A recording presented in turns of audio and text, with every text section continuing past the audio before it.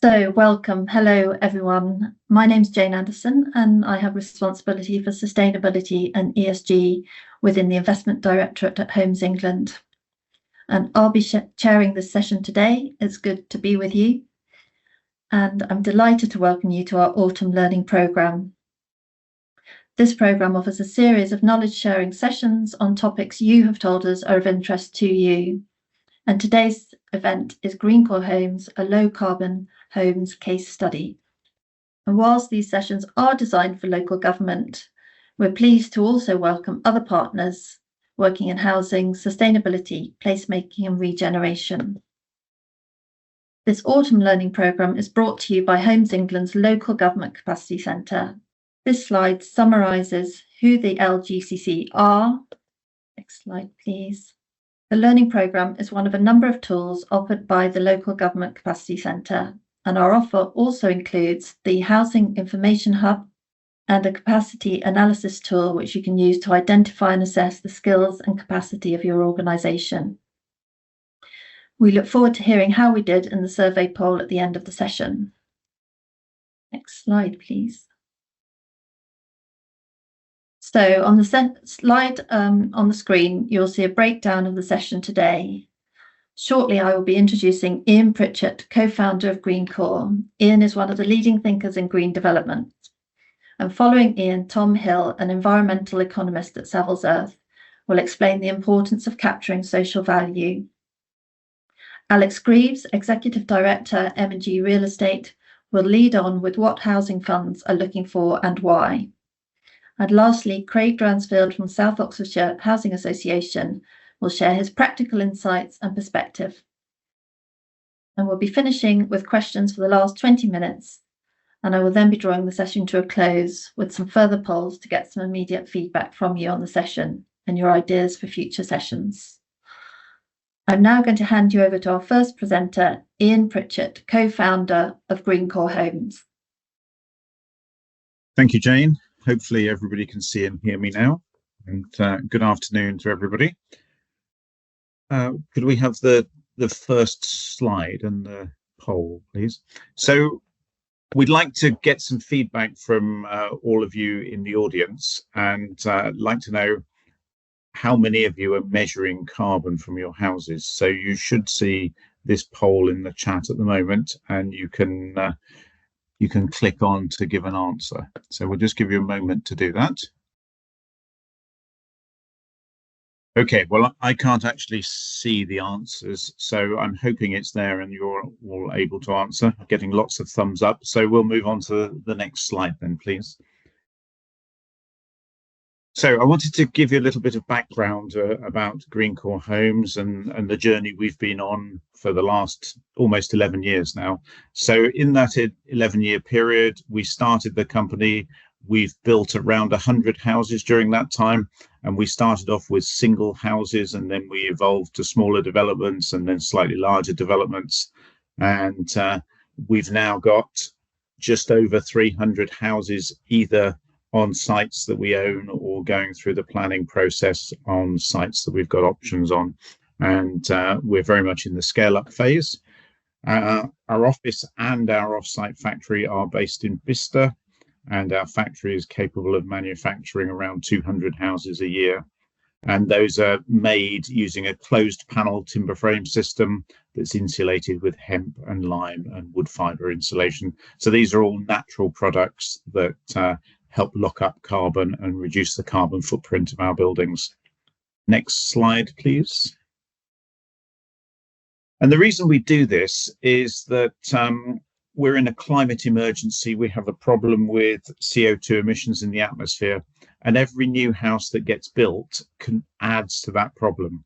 An average new house is responsible for over 100 tons of carbon dioxide emissions at the construction stage. And this is often referred to as its carbon footprint. And then when the house is built and people move into it, it moves into the operational phase, and an average house emits somewhere between 3 and 5 tons of CO2 per year. We use this unit of CO2e because that's CO2 equivalent. So In some cases, we're emitting other gases to carbon dioxide, but they're compared back to the equivalent of carbon dioxide. So what it means is that an average new house built this year will be responsible for over 200 tons of CO2 emissions by 2050. And as you will all know, we're on a roadmap to zero carbon by 2050 as a country, as a world. So there's an incompatibility here. Next slide, please. And we're based in Oxfordshire, so I've plucked some figures out for Oxfordshire. These are from the Tyndall Centre for Climate Change Research, who've taken the global CO2 targets that were agreed at the Paris COP in 2016, and they've broken them down local authority by local authority. So here in Oxfordshire, we've got 4 district councils and a city council, and they've all got a carbon target, and the addition of all those carbon targets comes to just over 26 million tons of CO2 emissions. So that's the emissions those districts are allowed to emit up to 2100. But we know that we are basically heading for zero carbon in 2050. So realistically, this is our budget up to 2050. And if you then compare that to what our housing targets are, in Oxfordshire, there are over 50,000 new houses planned in the next 10 years. So if we're not careful, most of Oxfordshire's carbon budgets will be squandered by building unsustainable houses that will need to be upgraded. And that carbon budget isn't just for new housing. It's got to cover heating and running our existing houses, heating and running all of our commercial and non-residential buildings. It's got to cover agriculture, industry, transport, and all the other sectors. So you can see that if we end up squandering most of our carbon budget just on new housing in the next 10 years, we're going to have a big problem. And so in order to address this problem, we've really got to link embodied carbon and operational emissions to carbon budgets and the planning system, because the planning system is dictating how many houses we can build and of what standard and where, and it needs to take into account the carbon impact of those decisions. So if we can move to the next slide, please. So at Greencore, we take carbon and embodied carbon and operational carbon very, very seriously. So we have a series of KPIs that we work to, key performance indicators. And the first one is that we want the whole life carbon impact of the superstructures of our houses to be better than zero. And we do that by locking up carbon in the bio-based materials, because all of those bio-based materials started life as plants that as they grew, they absorb carbon dioxide from the atmosphere, and through photosynthesis, they turn that into cellulose, which we can use in our houses. So the superstructures are better than zero. And then we look at the upfront carbon. And when I say upfront, that's the carbon impact of the manufacture, transport, and assembly of all the components of the house. And we want that to be better than 300 kilos of CO2 equivalent per square meter. That's excluding the carbon that's sequestered or locked up in those bio-based materials. And if we include the sequestration, the locked up carbon, we want that to be better than 200 kilos per square meter. So these are metrics that we actively measure as part of the design and post-occupancy studies that we do. And then from an operational point of view, we want our heating energy to be less than 15 kilowatt hours per square meter per year. That's in line with the Passive House Standard. And then we want our total energy use, which is referred to as energy use intensity, to be less than 35 kilowatt hours per square meter per year. So if you can get your heating and your total energy down to those sort of figures, then you can actually generate all of the energy that's needed to run that house each year from roof-mounted renewables. So our next target is that we want 100% of the energy to come from roof-mounted solar panels. Now, we have to accept that in the summer, they'll generate more energy than the house uses, and that surplus will be exported back to the grid. And in the winter, they won't generate enough, and then we'll have to import from the grid. So we're looking at an annual balance of generating 100%. And if we do all of those things, it will lead to an energy performance certificate or an EPC of A. So if we move to the next slide.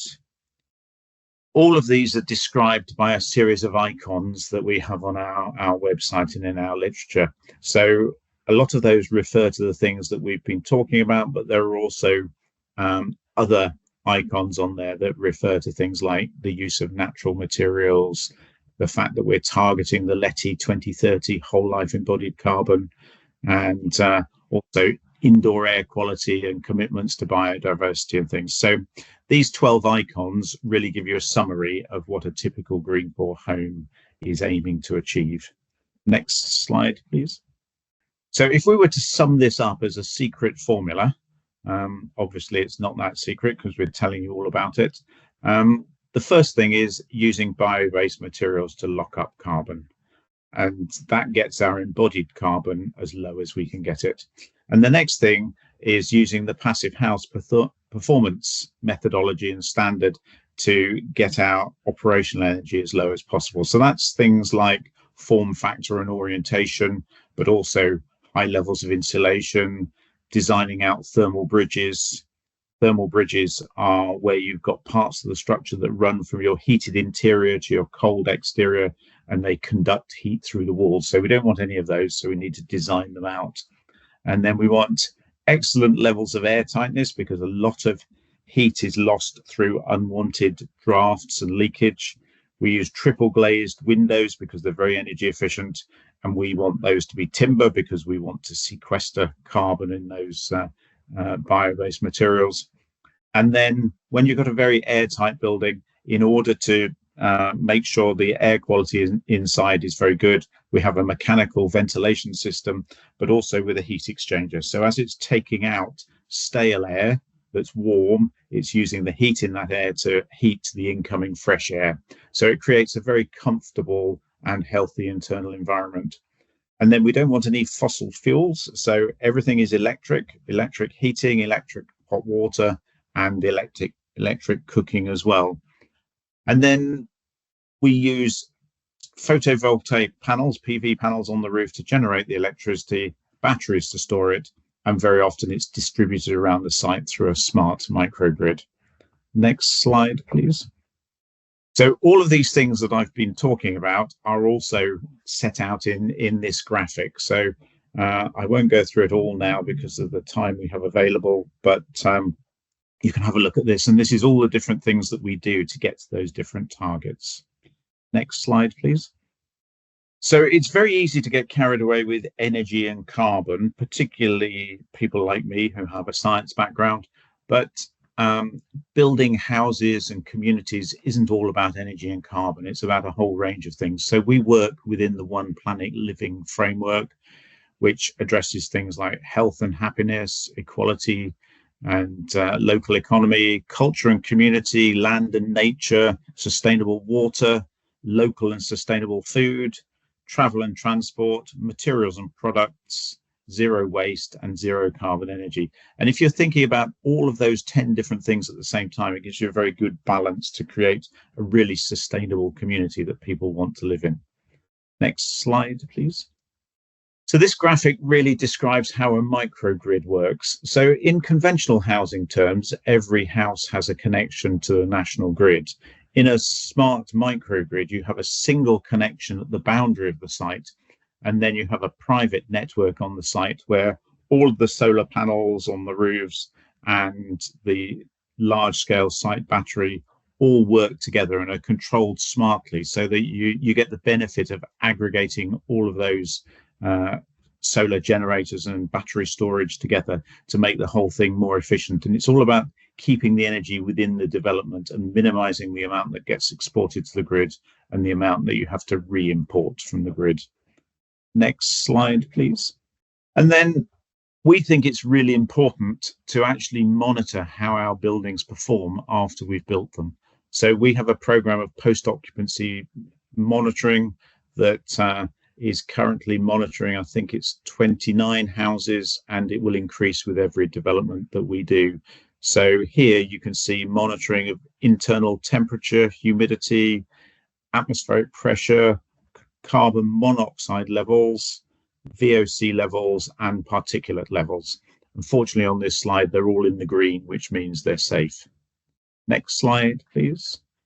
And then we can also monitor the amount of solar generation from our rooftop, in this case via Solar Edge's online monitoring system.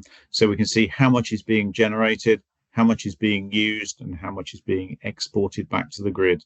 So that's another piece of the jigsaw that we can fit together. And if we look at the next slide, we've built a sort of backroom data crunching piece of software that actually displays all of this monitoring data on a dashboard. So here you can see how much total energy is being used across a year. So it's the energy use intensity. In this case, it's a 33.14 kilowatts. Our space heating is 17.81, so it's a little bit above the target we've set, but the total energy is a little bit below the target we've set. And you can see what the total solar generation is.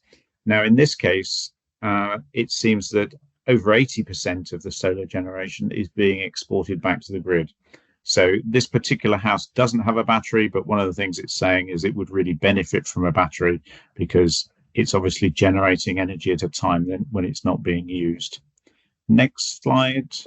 And we can, as we monitor more and more houses, we can start to crunch the numbers and look at how our houses perform compared to the national average.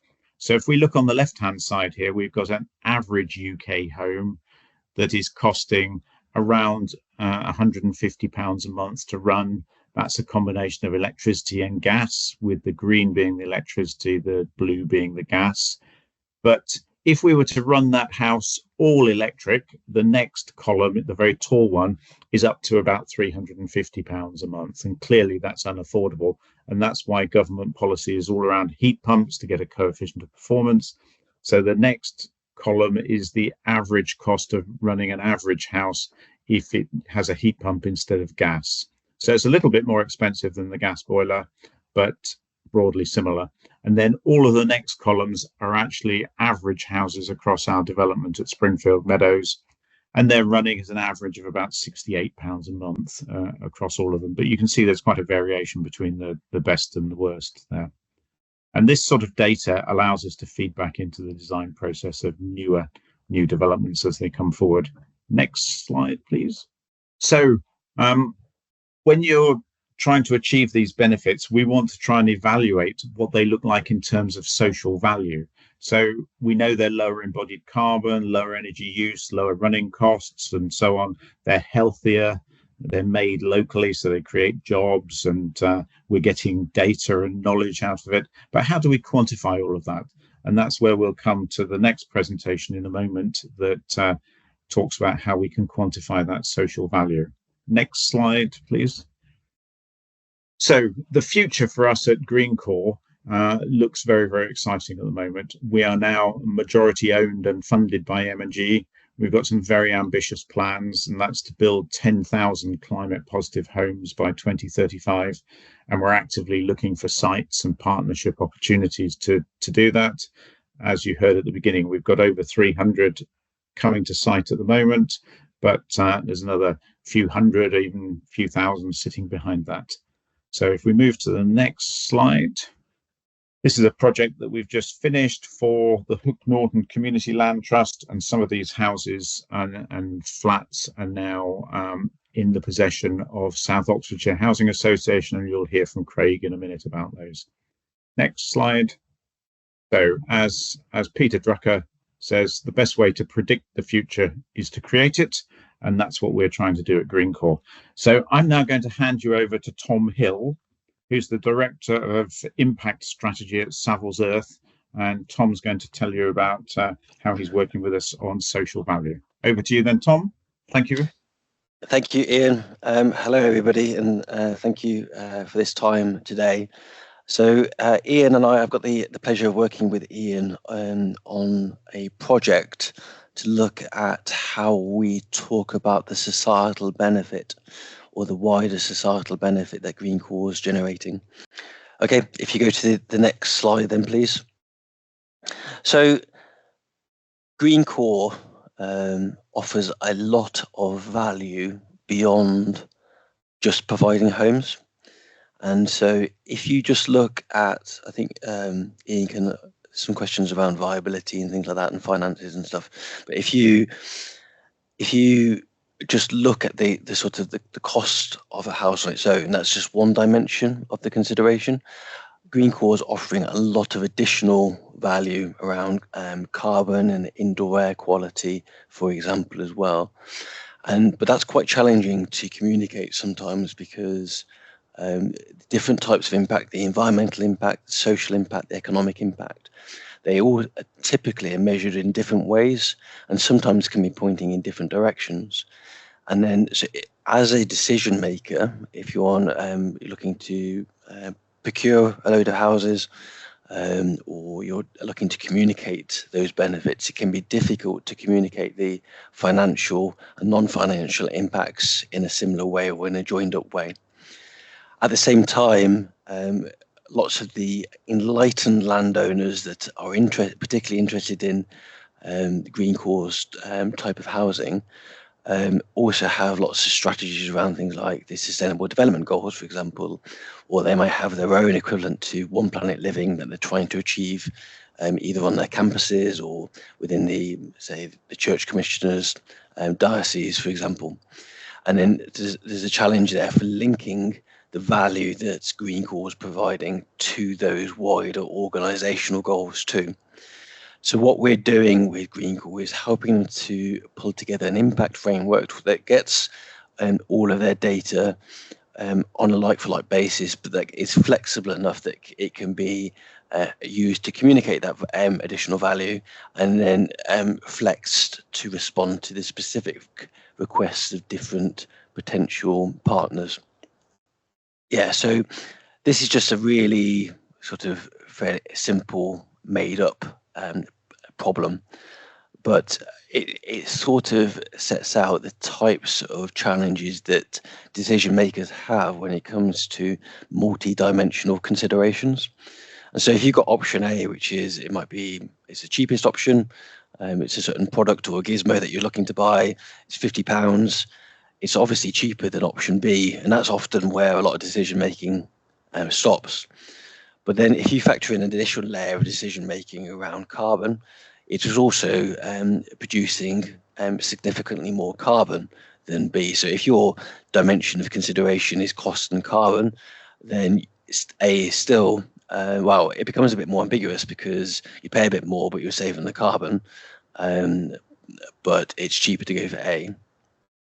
You add a third layer, which is water, and then it gets more confusing still, because A is better than B in that context. And then you add a layer on the socioeconomics around jobs, and then you've got nuances there around whether it's living wages or so on. And so what that means is you often have these situations where people actually, well, we think option A is best, but it's difficult to say for sure. And you end up, it's getting quite confusing. So if you scroll to the next slide, please. So what we're trying to do is we maintain a process where you quantify those measures. You're not losing, or you're not trying to hide those measures. So number of jobs created, for example, tons of carbon, the indoor air quality measures that Ian was talking about earlier, but then we overlay that with a valuation of their impact on society. And so this is a current project that we're working with Ian on, where we value the benefits that Greencore Homes are providing. And then what we're doing here, so if you look at this example, which hasn't got numbers attached to it at the moment, but it shows the contribution that a Greencore house would make, for example, compared to the contribution that a new regs compliant house would make, and with the green ones being positive and the red ones being negative. And as I said a second ago, these are all just indicative numbers designed to show the sort of logic and thinking. And what you're effectively showing is that actually, if you take one minus the other, so you look at the difference between the two, then you can look at the total net gain or the total benefit of switching from a new regs compliant house to a Greencore house. So because of the carbon performance of a Greencore house compared to a new regs house, we would expect the net gain to be very significant when moving from one to the other. In other ones, say the things like the gross value added or the economic contribution, they generally will be positive in both. So then the net will be less significant, switching from the regs compliant house to a Greencore house. And so you're looking at the contribution on the left and then in the middle, and then looking at the net impact shown on the right hand side there. And then if we could do that, we say Greencore houses are expected to save X tons of greenhouse gases, for example, which creates the equivalent of Y benefit to society, of social and environmental benefit to society. Next slide, please. And the way that we do this effectively is shown here. You get data from all sorts of different sources. A large amount of the data in this case will be coming from things that Greencore already measure, but we supplement that with things like academic literature, ONS data, additional bits, secondary data, which is in the public domain. And then what we effectively do, rather than reinvent the wheel, we're not looking to do anything particularly additional to that, but what we do is we create an overlay or plugin that takes the environmental, social and economic data and then puts it into a common format. So you end up with a single integrated data set, which then means that then we can look at valuing the impact. So if you scroll to the next slide, another way of showing it is here. Well, I'll get back onto that in a second. So the process that we went through with Greencore is shown here. So I talked about gross and net earlier. So a good way to illustrate this is that, as I mentioned, on the economic front, we'd expect that a regular house builder house will create wages and GVA. And so on a gross front, both Greencore house and a regular house will be creating GVA, which is why it's showing as a +++ there. We think that, broadly speaking, we'd expect a Greencore house to generate a similar amount of GVA and jobs and wages as a regular house, which is why on a net basis it's showing up like that. The key areas where we think that Greencore is actually really delivering over and above compared to regular are on the carbon, because that's a key part of what they're focused on. And a lot of, as well as on the other environmental related ones. So that's on a net basis, Greencore show up massively more compared to the business as usual. Similarly with water consumption, air pollution and waste.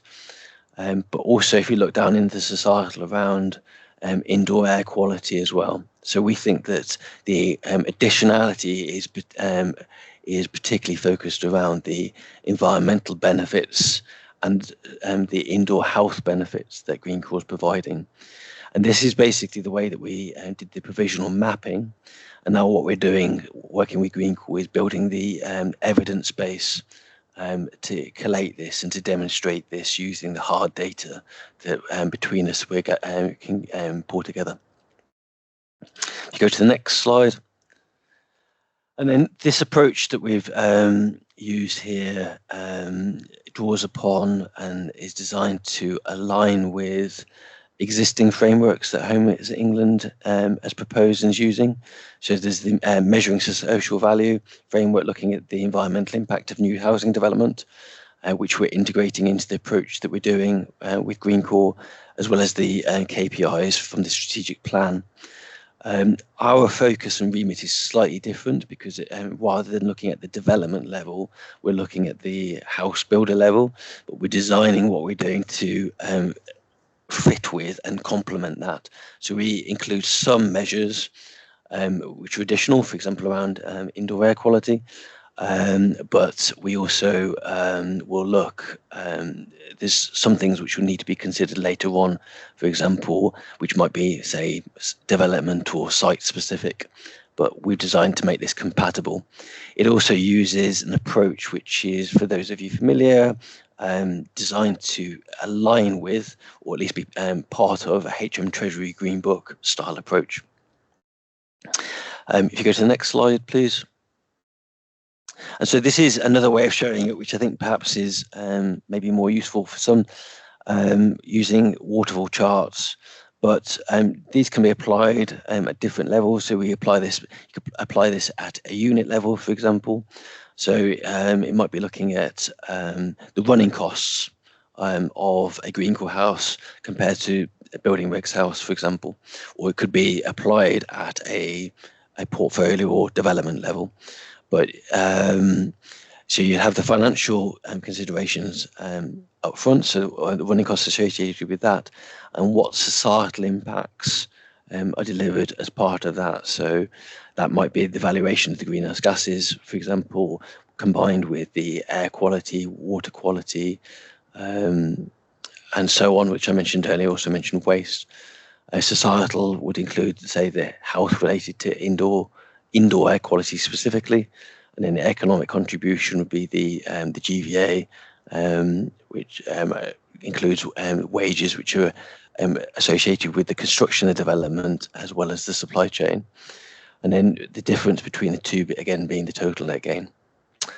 If you scroll down one more, last slide, I think, and then here are some of the sorts of considerations that can be factored into it. So if you're applying it at a maybe a development level, you might expand that out, for example, to look at things like land value uplift, and then things like in previous projects we've looked at educational benefits.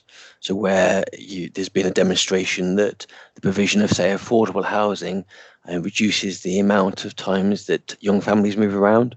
We've looked at things like the educational benefits of the increased ability to children's education, and then looking at what impact that may or may not have on lifetime earnings, for example. You also look at things like skills and training. So often there's lots of training involved in here, and then the process of actually working on these developments upskills their workers, which then improves their earnings trajectory onwards for the rest of their career. So you can value that too. And then from an economic point of view, we typically will break it down in terms of wages, profit, taxes, and dividends, for example. I think that's it. But I think I'm now passing on to Alex, I think. Who's next? Yeah, I'll pass that on now. Thank you. Thank you, Tom. I'm hoping my voice has appeared as well as my image at the same time on the screen. So I'm talking about why private capital is what it's looking for in residential and why. And I think we're kicking off with a polling question, which I'm hoping can come up. Thank you. Fabulous. This is seamless so far. So if you work in local authority or in planning, are you working with rental only developments? Cool. I can see in the chat box some of the answers there, and predominantly no. Well, I'm hoping that that can change over time. I guess from a low base, it can only improve. Delighted that we've got 17%. If I'd asked this question 10 years ago, we definitely wouldn't have had that. So that's great. Thank you. If we pop on to the next slide, please. So I'm going to talk a little bit, one more please. I'm going to talk a little bit about what we're looking for and why, and I'll run through some of these features within the deck itself. But Resi a decade or longer ago would have just meant what people refer to as multifamily blocks of flats from a rental or an institutional only perspective. Now we're looking at a much wider landscape. So we've got local versus national. We often get people wanting to invest on a local basis to help fix some local problems. That's often comes from the local government pension scheme driven investors. If you're more of an international investor, you might have less of a view of that. So is it local? Is it national? Is it private housing? Or is it affordable? We've seen a resurgence of people wanting to invest in affordable housing with a capital A. So I mean regulated affordable housing. We'll come on to that a little bit later. Is it a single sector exposure? So is it multifamily? or is it diversified? So is it going to include students? Is it going to include single family houses? And again, I'll unpack that in a second. And then where are you on the risk curve? Are you looking at development? Are you looking at planning? Are you looking at forward funding? Or are you just going to be buying standing stock? So it's important to have a think about those are the entry points for various different investors, and how does it affect their decision on where they want to invest? Next one, please. I look after a global platform. I've been doing it for a while, as you can see. The business has been doing it for a while, and I look after about 3 billion within the UK, but I have a wider international remit. And then the bottom left picture just shows the November 2020. That's when we made our first investments into the for-profit registered provider world. So we are in a position from the regulatory point of view to invest into social housing, and I'll talk a little bit about that in a second. So next slide, please. I want to talk to you about how we think about living. We think about the various different subsectors, which I touched on earlier, about single or diversified. And we think about people's life journey, which most people on the call would have gone through, and they will fit, I hope, into one of these stages, depending on what age, stage, and what locations you want to live in. But most people have their first experience in student housing. It's very mature in the UK. People then move into what we call Connect, and we call it that simply because this is multifamily housing. So this is often urban, this is cities, this is large scale blocks of built products, which the first institutions went into back into about 2013. And people want to be in the cities, and they want to connect with each other, both within their place of work and on a social basis. As time goes on, your priorities change, and you start to look and think about, not for everybody, but for some, you start to think about families. And on the back of that, you might prioritize space and commuting a little bit over the close proximity to work and to the socialization that you've done in the Connect phase. COVID has influenced that, and it's made that Connect area and the journey time that people will take to those properties extend. Relax is a really interesting phase.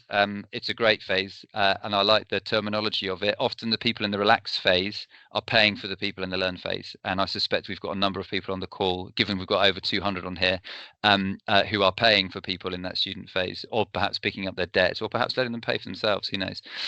Quite hard to house from a rental perspective, so I'm talking exclusively about rental here all the way through, just to be clear, and it could be in private or it could be in affordable housing. Reconnect is a really interesting phase from a rental point of view, actually getting people to sell what is a family home that they're likely to be under occupying.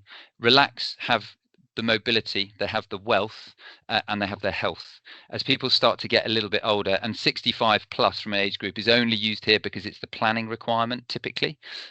Some places it's 55, sometimes it's 65. But you start to see declines in people's desire to be mobile, and they tend to be more fixed from a geographic point of view. And we start to see women living on their own, much older than 65 to be fair, where they're really under occupying a family home, and we start to see their desire or their needs start to change, and they actually want something that's quite similar to the Connect phase, and they often would like to move into communities where they're close proximity to services, to pharmacies, to doctors, to theatres, to restaurants, etc. And we think there's a great opportunity for people to create product there. Now, the reason we like these from an investment point of view, that's a consumer-driven perspective, but from an investment point of view, we like the diversification that you get from the different age profiles who pay the rent. We really like the differentiation you get from the building typology. So Building Safety Act had a big impact, especially on very tall buildings. So we like the variation that you get. You also get variation on geography, and you also get variation in the maturity of the markets. So different markets are at different stages. For example, the student sector in the UK, super mature, 20 years old. Senior living rental market in the UK, very immature, and the return profiles of each of those vary. Next slide, please.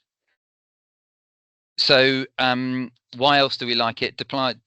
Supply demand, if I can say it. It's very clear. Government housing target of 300,000 homes, very ambitious. You can see we've really struggled to make that over the last 20 years, hence the need to build more homes. Our forecasts on the right-hand side are obviously quite short of that target, and that creates quite a big demand, and that creates an element of rental growth. It's a supply-constrained market, and from an investment point of view, on a longer-term basis, we find that potentially attractive, and we'd like to do our bit to find a way to build more homes. Average time to save for a deposit has increased between 2 to 4 years, and unfortunately, if you live in London or the southeast, you're going to be waiting on average somewhere between 10 to 18 years to save for a deposit. If you don't have the bank of mum and dad, who I think are something like the third largest lender in the UK when it comes to first-time buyers. Even if you're in the more affordable areas, it's still quite a long period of time to save for a deposit. Next slide, please. If we look at some of the government data, we've got a systemic shortfall, not only on all housing and private housing, but actually on affordable housing. It becomes even more acute. On my slide deck, it's on the screen, you can't actually see the scale, but the Section 106 housing delivery and the numbers I've got on my slide, so apologies if they're not on yours. We built something like 26,000 homes, other funded, that's in the green bar, other funded 33, and the shortfall's 85,000 homes. And that's for a target of 145,000. So 85 out of 145 is the shortfall. So a significant shortfall of homes that are being built. Why do we like it, and why would we want to consider investing into the housing sector? Next slide, please. There's a series of reasons why we like it, and the outcome is effectively, as you can see on the right-hand side, which is attractive forecasts from a housing point of view and a return perspective, but that's driven by demand supply. Downside protection, we've actually got some really good data now from both the GFC, what happened during the Liz Truss mini budget, what happened during COVID. We can see the performance of residential against other asset classes. And as we're talking about today, the climate and social outcomes that you can get from building in new homes. And I'll come on to that into the second. And then the diversification you can get against other asset classes within real estate. And then within residential, as I've already articulated, those 4 different diversifications you can get specifically from residential. Next slide, please. I always joke about the living sector having been the alternative. I've spent my career working in alternatives. It's quite difficult to explain that to your children that you work in alternatives. They don't really understand it. It's now being seen as a major food group. And you can see the slide on the left-hand side, which is MSCI, just showing the institutional exposure into residential over the last 20 odd years, and a massive uptake that's happened from 2020 onwards. And we expect that to grow. The right-hand side, and again, apologies for the text, it doesn't seem to have come out appropriately on the deck that I'm looking at on the screen, but this is the amount of institutional investment that's gone into, from an MSCI point of view, so that's the indices that measures institutional capital flows, into the total global real estate and then the various different regional markets. You can see on a global basis, 22% of institutional investment in real estate is into residential, 30% in the US, growing in Europe and in the US, but as low as 10% in the UK. And we're talking about a potential for helping grow some of that exposure and build the shortfall that we've got on the 300,000 homes that we've got coming through. So that is continued to grow and forecast to grow, subject to the right legislation coming through and policies. Next slide, please. Conscious of time. So aiding the climate solution, the left-hand chart shows you the EPCs. I saw earlier in the chat a comment about EPCs and carbon. They're the best measure we've got at the moment, because they're the only measure that we seem to have that's unified and expected when properties are both transacted or rented. If you look at all tenures across the top, you can see more than 50% of EPCs are E and worse. So there's a massive opportunity to do something here. That's across all tenures, and you can see it split down to social rented, private rented, and owner occupied.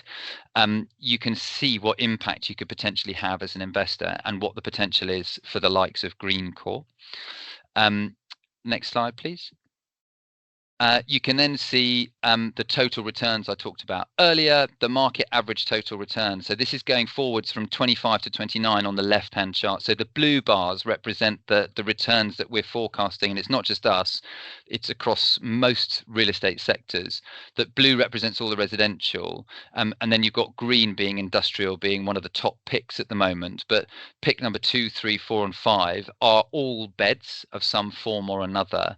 And actually, the correlations within residential to the other real estate asset classes make it a very favourable area to invest into. How does that manifest itself for you as practitioners on the ground is making sure we've got a favourable environment to welcome this capital into the real estate sector, because if it doesn't come in here, it will go elsewhere. As you saw from my chart at the beginning, we've got the opportunity to invest capital flows across whether it's Asia, whether it's Europe or the UK. So it's really important that we make it favourable and we think about how we can have planning can then bring in to an extent the rental products, because there's a great opportunity at a macro, micro, political and economic level, as we can see from some of the slides that I've shown, I hope.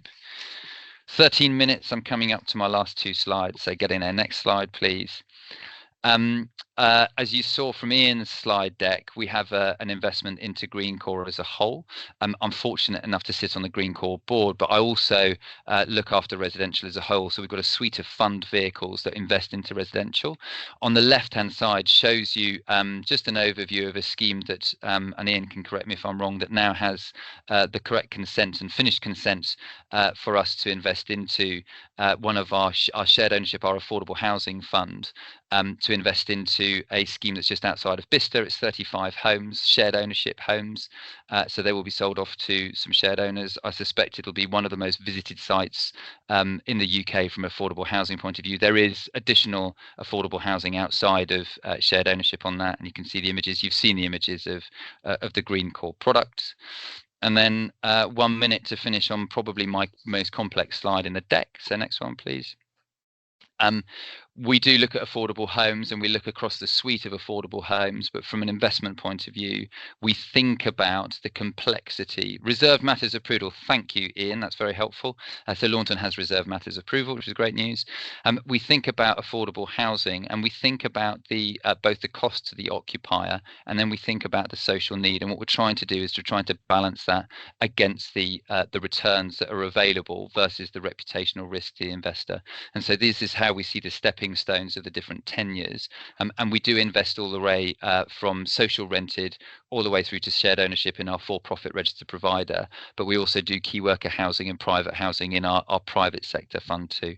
I haven't unpacked that slide because I've got 10 seconds left to go, so I'm going to leave it at that, and I think my final slide is actually my first slide, so I hope that I've talked through some of those aspects.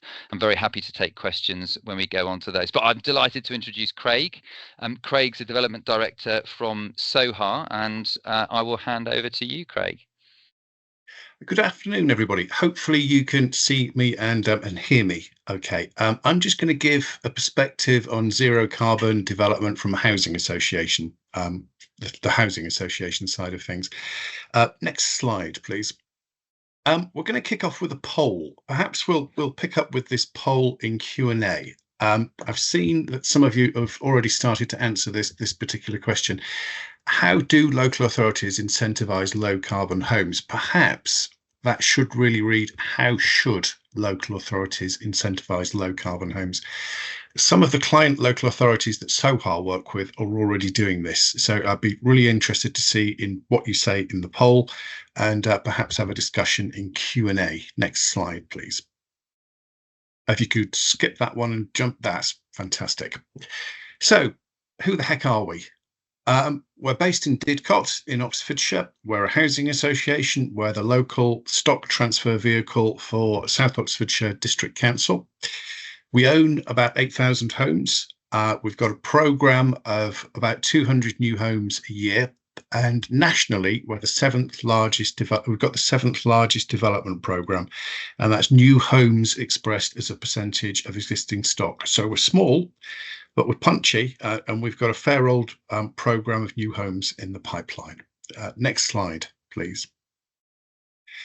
So my chief executive a little while ago said, Craig, we're very interested in this zero carbon stuff. So I went away and scratched my head and thought, well, that's all well and good, but what the heck is it? And we did a little bit of research, and we talked to people like Ian over at Greencore Homes, Ian Pritchett, and we talked to various other people because we wanted to come up with a definition that we could actually use. And there's various definitions kicking around. The building regulations definition of zero carbon homes is no zero carbon emissions in use. So you ignore all the carbon emissions associated with transport, associated with construction, and then you look at the dwelling emission rate post first occupation of the building. And if there is net zero carbon emissions, then that property is classified as a zero carbon property. Then there's a product called No More Bills kicking around at the moment. And essentially what this is a form of construction which uses enough solar, photovoltaic or other renewable energy sources on site that the residents don't experience any utility bills for gas or for electricity. And then you get carbon positive products. Now, a carbon positive product is one that binds up an awful lot of sequestered carbon in the actual structure of the building, and that contributes positively to climate change, that actually consumes less energy than it produces. Now, we had a bit of a dilemma as a housing association of what's our definition of zero carbon? How are we going to do this?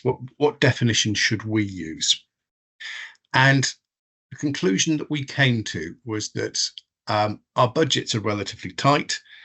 We need to think about money as well as the environment, as well as our residents' well-being and fuel poverty and such issues.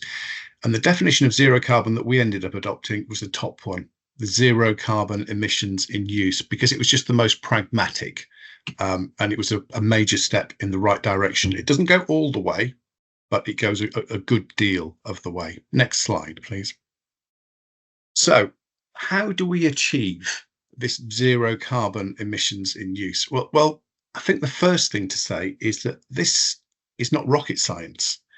These are tried and tested technologies and construction techniques. You need solar photovoltaic panels on your roof. You need a better insulated structure, thicker walls, more loft insulation, mechanical ventilation and heat recovery. Now that sounds a bit technical, but it's really not. This is a step up from an extract fan. It's basically pumping air into the house, pumping air out of the house so that you get air changes, and then making sure that you exchange energy from the warm air that's leaving the house to the cold air coming into the house. So you recycle that energy. And we're also using air source heat pumps. The heat source with air source heat pumps is free. They draw heat from the air, and they're electric. So if you use a green electrical supplier, there's no carbon emissions associated with that. Next slide, please. So what are the blockers? I talked to various directors from housing associations, and because the conclusion I was coming to was we build lovely zero carbon homes. They're more expensive, but we can't put the rents up because we're highly regulated, and we're very reticent to put the rents up because the people we house are some of the poorer people in society. So where the heck's the money coming from? And what's the payback on my 40-year discounted cash flow? The simple answer is there isn't a payback. There's no extra rent coming in. In some circumstances, we may be able to get hold of additional grant funding from either a local authority or from a Homes England source. The other blockers really are building regulations. building regulations don't say that house builders have to build to zero carbon standards. So they don't. They don't spend money they don't have to. Planning policy, another potential blocker. Some local authorities are very enlightened and are introducing more environmentally friendly planning policy and saying that house builders must improve on carbon emissions over and above building regulations levels. But that's not across the board by any stretch of the imagination. And house builders, the final blocker, this really goes hand in hand with building regulations. If the building regulations don't tell house builders they have to do this, they won't do this, because it's not commercially advantageous for them to do so, with a few exceptions, like Ian Pritchett from Greencore. Next slide, please. So, what are the benefits of this? Well, the first one goes without saying: climate change. We build houses that are more energy efficient, more environmentally friendly. They emit less carbon dioxide into the environment. That is a benefit from a climate change perspective. But we're also an affordable housing supplier, and our residents aren't necessarily very wealthy. So if their houses are cheaper to run, if they're cheaper to heat, if they don't use gas, if they use less water, it's beneficial to our residents from the perspective of fuel poverty. And So Heart is a charity. Our purpose is to house those people in the most need. This aligns completely and utterly with our charitable objectives. Next slide, please. So, what kind of journey have we been on? Well, we started on this journey 2.5 years ago, something like that.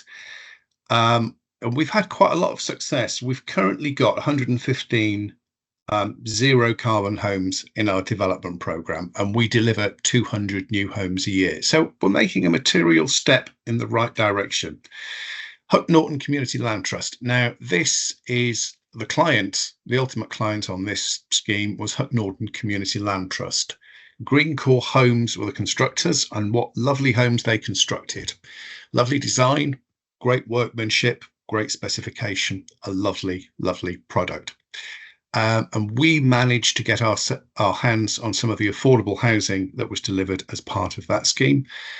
We've worked with Oxford Community Land Trust, and you can see the lovely block of white flats there on a piece of land that was donated from a local authority, plastered in solar panels, highly insulated timber frame structure. We've got another scheme on the go with Tame Community Land Trust. That one is just waiting from an awful lot of grant funding from Homes England. So please, please, please, Homes England, give us the money. As soon as you do, we will start building that one out. And Colham House, this is another zero carbon scheme. This is the redevelopment of one of our existing sheltered schemes to provide 12 zero carbon homes for older people in a village called Wheatley in Oxfordshire. Now, am I right in thinking that's my last slide? I don't have another one after that. Oh, key takeaways. This is really, really simple stuff. This is achievable.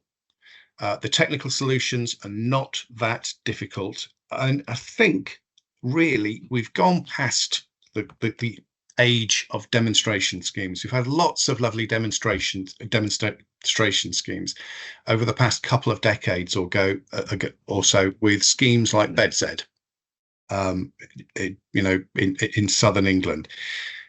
Let's not do any more demonstration projects. Let's achieve volume. That is my plea.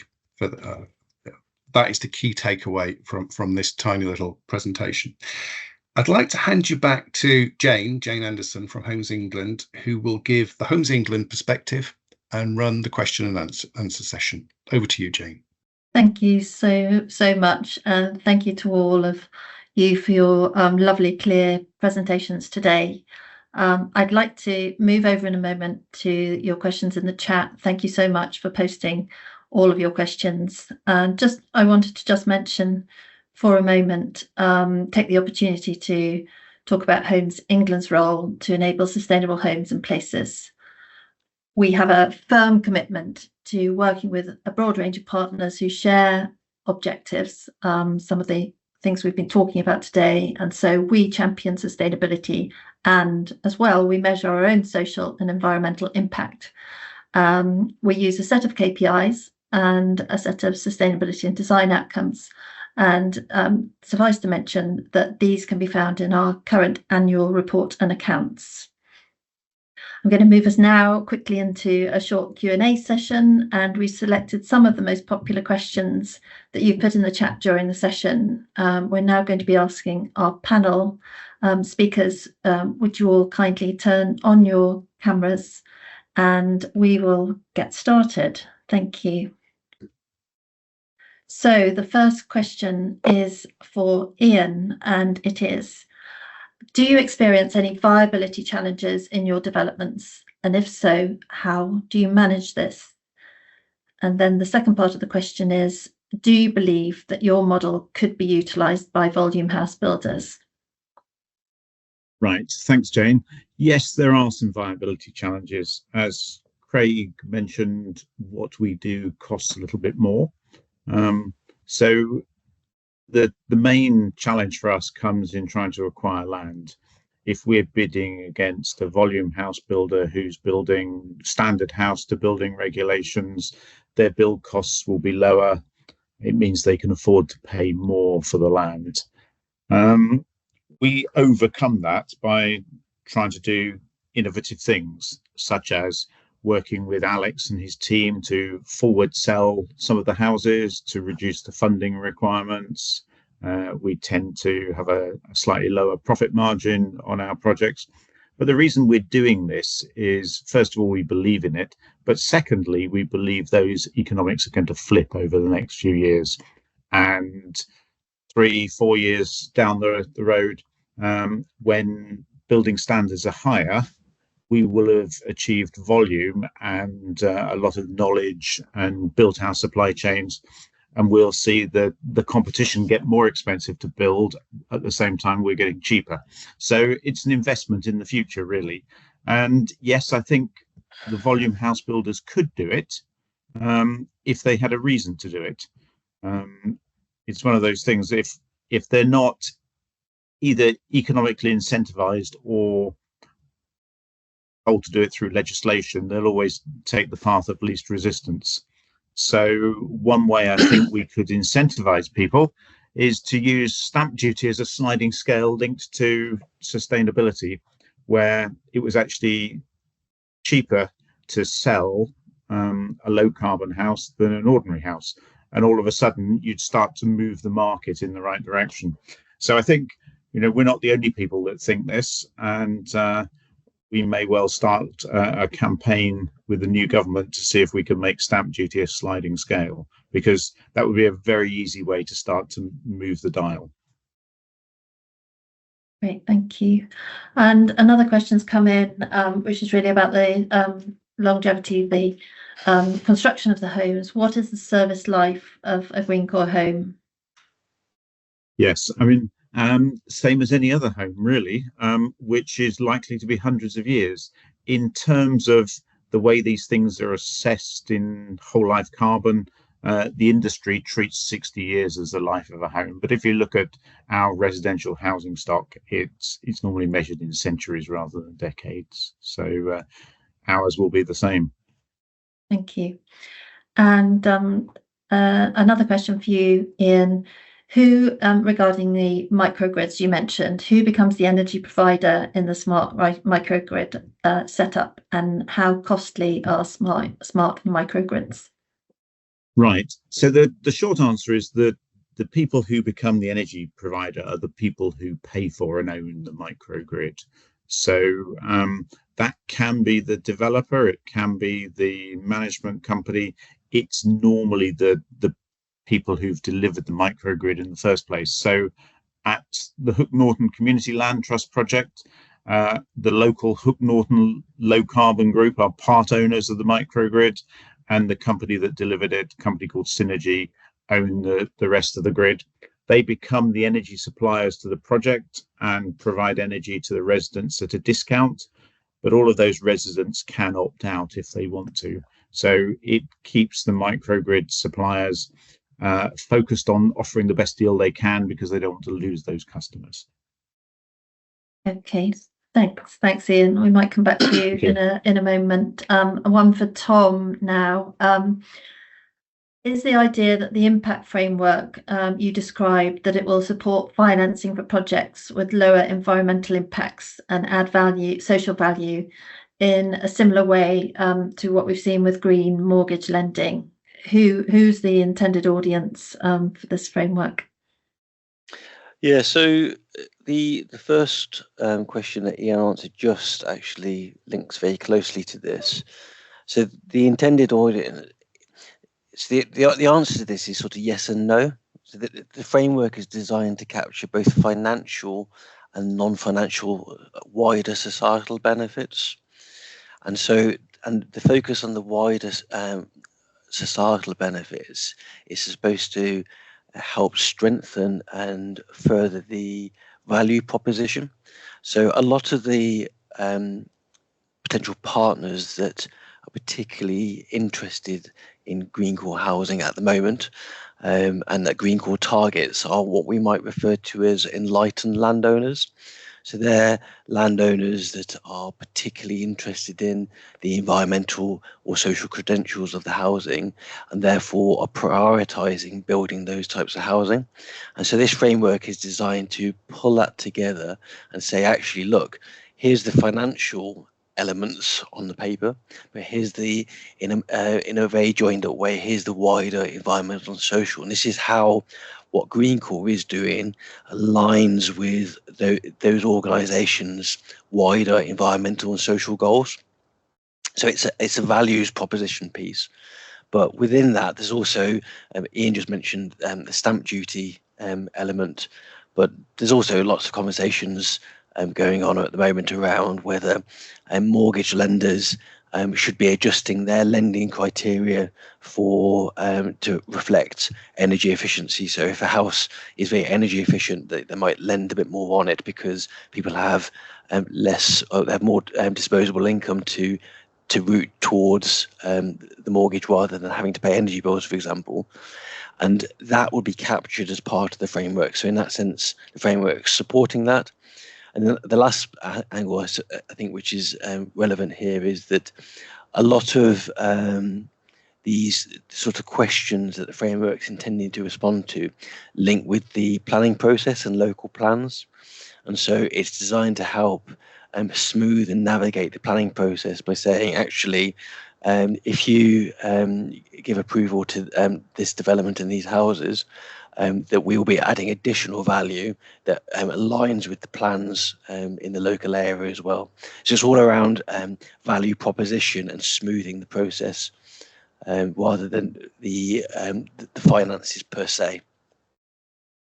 Interesting, thank you, Tom. Yeah, and it is interesting. We've seen over the last 5 years or so lenders looking to sustainability checklists and giving some of those sustainability discounted loans. So that's something we're familiar with at Homes England through our Greener Homes Alliance.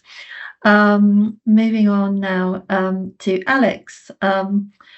Just a question in for you, Alex. What's your view on pension choices and the long-term benefits of holding housing to meet pension commitments? That's an interesting question. So I don't know if that is on a personal level or at a local authority level. So maybe I'll do a little bit of both. Okay. At a local level, you need to live in a house. And so if you're thinking about your home that you live in as being part of your pension, you're going to have to pay yourself the income. So and we often come across that as people saying, but everybody already owns a home and therefore, or we used to come across this 10 years ago, people would say we own a home and therefore we shouldn't be institutionally investing into residential. But my argument back on that is that, you know, if you own a car, it doesn't stop you investing in Tesla. If you want to have an exposure to housing, it's a very different investment to the thing that you actually live in, would be my first point. At a local authority level, it's a really interesting question. I do think local authorities should be investing as part of their real estate allocation. I think there should be somewhere between, MSCI is booking 10% at the moment. So if you're underperforming the index from a real estate point of view and you don't have residential, you're underperforming because possibly because you don't have that 10% allocation, and that allocation I think will continue to grow. I think the attributes I outlined fairly clearly within the deck, I hope, that was there. I think one of the question that I also saw was more relating to the pension reform that we've got coming through and what's going to happen with pooling and local authorities' ability to invest. And I think it'll drive some local authorities to delay further anything that they're doing because they're waiting for the pool to do it, and it will drive some to carry on and invest now because they'll want to get it done. And I also think it will make large scale investment into residential even more possible at a local authority pooled level. Now, there's a very big question as to whether they do that directly or whether they do that indirectly, and whether we'll see them building teams or whether we'll see them going into some kind of vehicles or joint ventures. And then the slide I had at the beginning about, is it local? Is it national? What's their fiduciary duty? All of those questions have to be answered. Are they trying to solve the housing crisis, or are they trying to pay the pensions of the local authority pensioners? And there's a real balance, and government are pushing them in one direction and they've got duties in perhaps another, or they might have ambitions at a local level. So it's a really interesting debate, and one that's been live for a while, and it'll get livelier.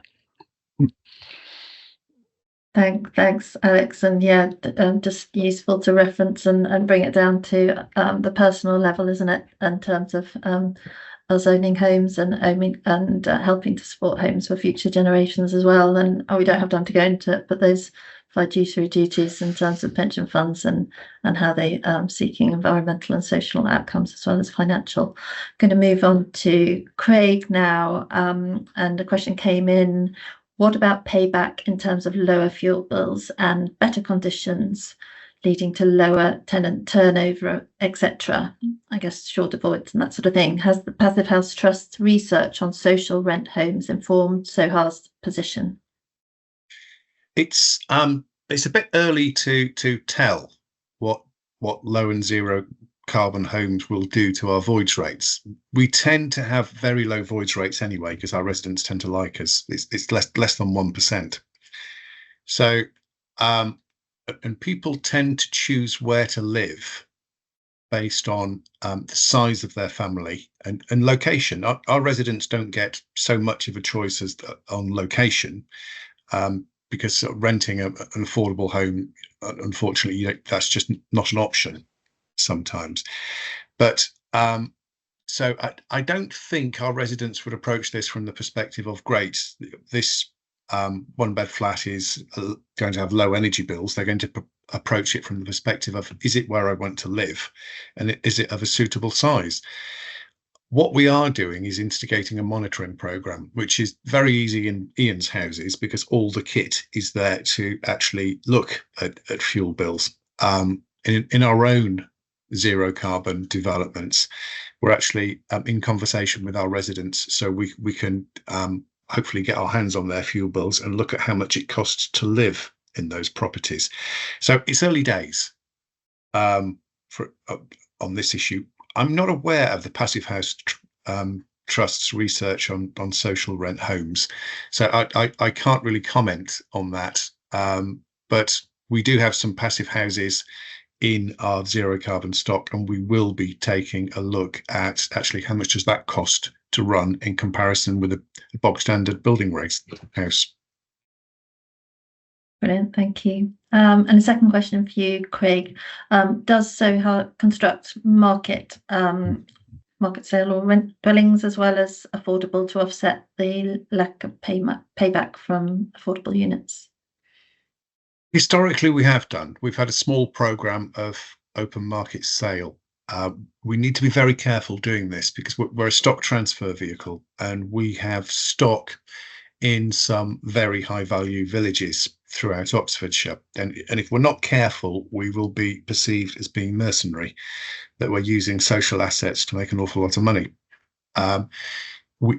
arguably we need, and many other housing associations need to get a bit cuter about this. If we have problematic assets that are problematic to let, because they have poor energy performance, or people just don't like living in that house, but the location is good, then maybe what we should do, and what we're going to start looking at in the formulation of our asset management strategy very shortly, is how do we put those assets to best social use?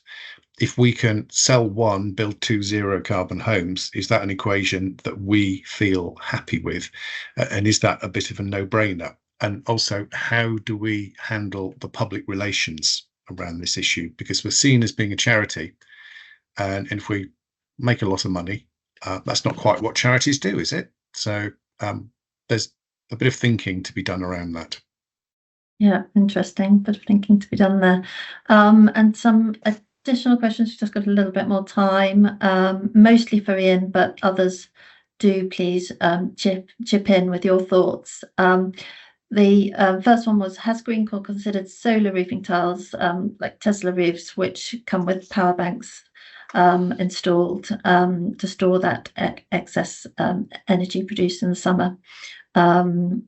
Solar tiles are a lot more visually appealing than flat roof homes in certain areas and produce more energy. Ian, any thoughts on that one? Yes, I think we're all very excited by the possibility of Tesla bringing solar tiles into the UK. We've been waiting for it for quite a few years, and it's still not there yet. There are some other UK manufacturers of particularly slates, solar slates. They do look good. They have advantages and disadvantages. So one of the big advantages is that they're good on odd-shaped roofs, because you can go into valleys and things into them where you can't with square panels, but their output is quite a bit lower. So, it's and they're quite a lot more expensive. So it can work in certain areas, particularly sensitive,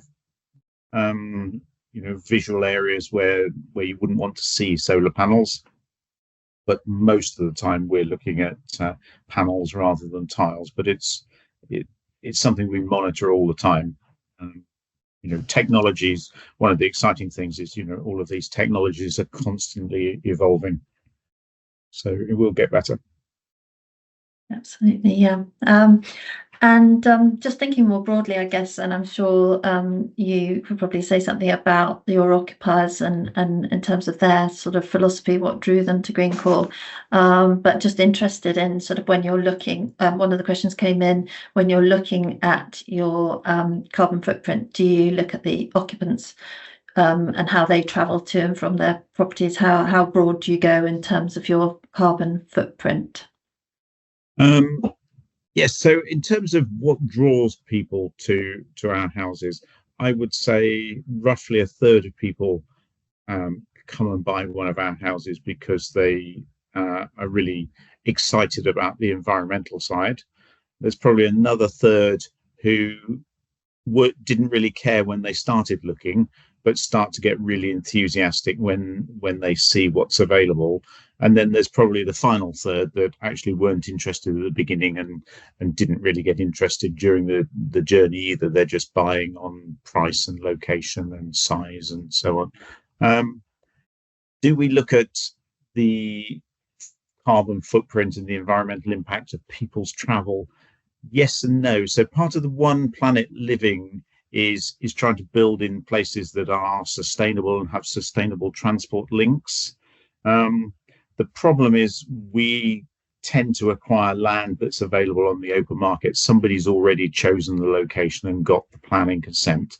Hopefully that's a good location with sustainable transport links, but it's something that we don't control. The things that we can control are things like building in active transport links, cycle paths, and also access to electric car clubs, mobility as a service, mobility hubs, all of that sort of thing, which is very much in scope, and we can control that and build those into our schemes. So our next scheme that we've just started on site at Milton Heights has an electric car club space that will be available for residents, and some of the bigger projects coming forward, I hope will have multiple spaces or even mobility hubs that can not just feed into the development that we're building, but into the whole locality.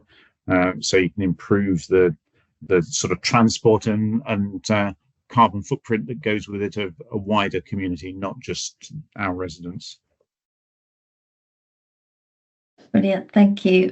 We've just got time for one or two more questions. Ian, someone mentioned the theme around green lending and sustainability linked finance. Have you managed to use the social value delivered through the homes in borrowing, and any sort of broader views on those products and the future for them? We haven't yet, but I think it's only a matter of time. So we're in discussions with a number of the major mortgage lenders, and there are green mortgages coming forward. So we would expect to be able to join those things together in the fairly near future. And it could make a real difference, really help to level the playing field. Oh, yeah.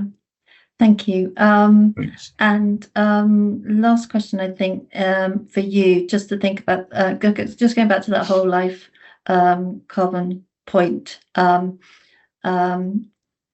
terms of adapting or extending Greencore Homes, are they the same as any other home? And are there any things that you'd like to point out about adapting and the building's life cycle? Yeah, so I think the first thing is they're not the same as any other home. That's part of the reason we do it.